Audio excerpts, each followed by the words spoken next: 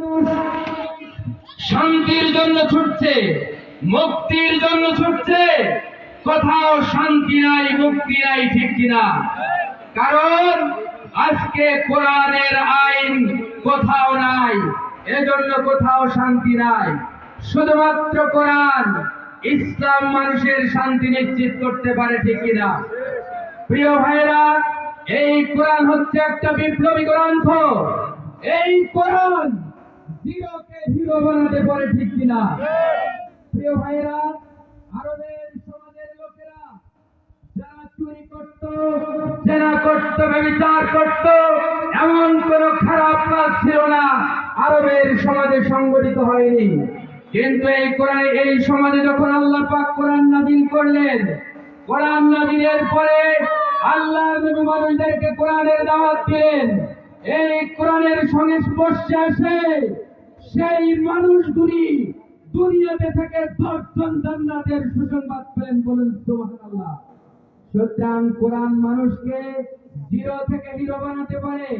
হযরতে বেলাল ছিল দাস। এই বেলাল যখন কোরআনের সংস্পর্শে আসলো, তিনি কাবা ঘরের মুয়াজ্জিন হয়ে গেলেন, ঠিক কিনা? হযরতে যায়েদ, তিনি ছিলেন গোলাম।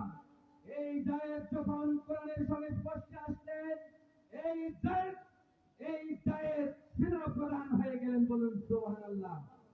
প্রিয় ভাইরা, এজন্য কোরআন মানুষদেরকে জিরো থেকে হিরো বানাতে পারে। এই কোরআনের কাছে কোন বাতিল শক্তি টিকে থাকতে পারে না, ঠিক কিনা? এই সেই কোরআন, যেই কোরআন 4000 বছরের রোমান সাম্রাজ্যকে ভেঙে চুরমার করে দিয়েছে, ঠিক কিনা?